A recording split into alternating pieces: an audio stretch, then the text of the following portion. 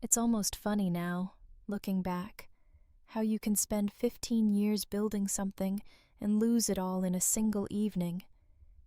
Here's what nobody saw coming. On our anniversary, my husband, Jason, gave me a gift box. Inside was a set of neatly printed divorce papers and a handwritten note. It's time. But what he didn't know was, I'd already found everything. The secret condo, the money siphoned off, the other woman, hell, the entire paper trail. And I was about to burn his entire life to the ground with the flick of a pen. Let's rewind. My name is Evelyn Warren. For over a decade, people would have called us the perfect couple. Jason, a successful ophthalmologist, tall, charming, a little too smooth. Me, once an art restorer, but after we married, I became the supportive wife. That was the deal. We lived in this bright house out in suburban Chicago, white fence, weekends at Home Depot, the usual. It started to unravel slowly, never the way you expect. Jason became more distracted, more distant, glued to his phone. He'd mumble about client dinners that went late, always at places we used to go together. I'd get up at midnight for a glass of water, find him whispering in the hallway, phone pressed to his ear, face turned away. I'd ask.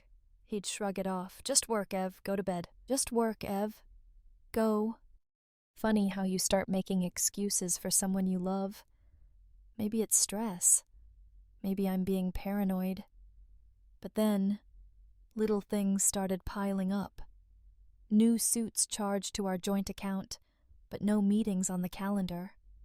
A bottle of perfume in his car, something floral and sweet, definitely not mine. And then the money. I always handled our bills, taxes, investments. Jason was too busy saving sight, as he liked to say.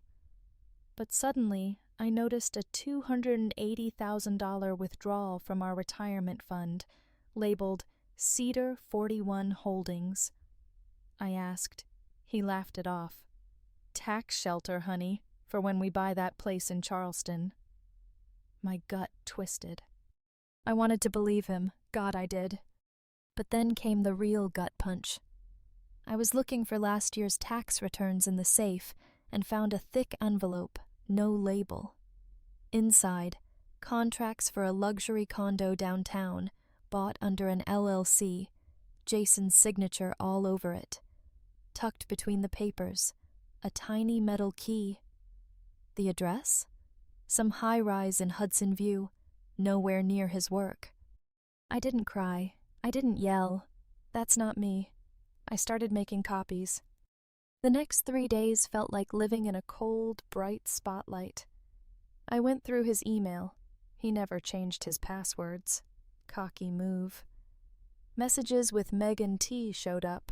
Late-night emojis, promises, plans, money transfers, even Amazon orders for sheets and a fancy coffee machine, all sent to that new address. For a minute I felt like a ghost haunting my own life. But ghosts can haunt back. I called Riley, my college best friend and now a divorce attorney with a reputation. I gave her the pile.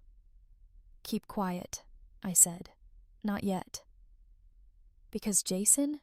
He liked to play smart, but I needed him to think he was in control. Then came the anniversary. I still set the table, candles and all. Jason came home, late as always, with a wooden box and a weird, forced smile. He poured me a glass of wine, slid the box across the table. Open it, he said.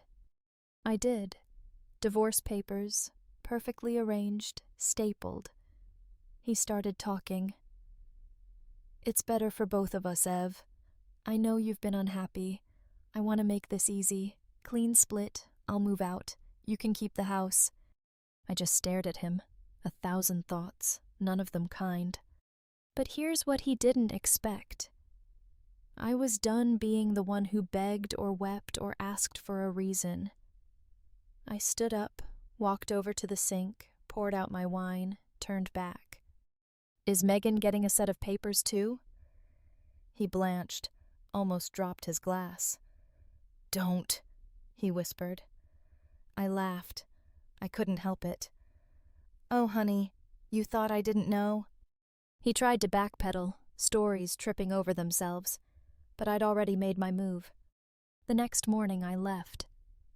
Not in tears, not with begging or pleading, just a suitcase, my laptop, a copy of everything I'd found. The house was cold, the sun shining in through the windows like it was mocking me. I left the ring on the kitchen counter. I went straight to Riley's office, laid it all out, and the financial infidelity clause in the post-nup Jason had signed, thinking it was just paperwork. Bank transfers to the shell company, photos of him and Megan, texts, emails, proof he used marital funds to bankroll his second life. Riley didn't even look surprised. She just nodded. We'll freeze his assets today. He's not getting away with this. 2 days later, Jason tried to call. I let it ring. He emailed, one line. Can we talk? No, we can't. Then came the knock at my door. It wasn't Jason, but 2 federal appraisers and Riley, with court orders in hand.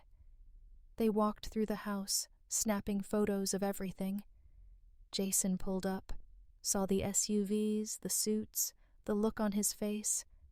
Priceless. He stormed up the driveway, shouting. I opened the door, met him head on. He was red-faced, clutching a wooden box. Our memories, I guess. You did this, he hissed. I smiled. No, Jason, you did. I watched as the appraisers cataloged the art, the furniture, the piano he begged me to buy. Megan was nowhere in sight. That night, Megan herself called me, her voice flat, exhausted. I'm pregnant, and I found out about the others. There were more. I have proof, if you want it. I said yes. Why not finish the job? Megan sent the files, screenshots of Jason's messages with other women, evidence of him funneling clinic income into hidden accounts. She'd already contacted her own lawyer, planning to file for child support. She'd testify if needed. When Riley saw the new evidence, her eyes actually sparkled. We're not just taking him for divorce, we're going after fraud too. Jason was served with court orders the next day. His face, when he realized everything, and I mean everything, was out of his hands, was almost small. For the first time he looked lost, not angry, just hollow. A week later, we were in court. The judge looked over the mountain of evidence, bank records, emails, the post-nup, Megan's testimony. Jason's lawyer tried to cut a deal, but there was nothing left to bargain with. In the end, I got 75% of everything. The house, the investments, even the damn piano. His fancy condo? Sold. Clinic? Under audit. Megan? Gone. And Jason, he just faded out, like a stain you finally scrubbed clean. People ask if I regret it, if there's any satisfaction in seeing someone you loved lose everything. You know what? Sometimes justice isn't pretty, or even satisfying. But it's real. So, what would you have done?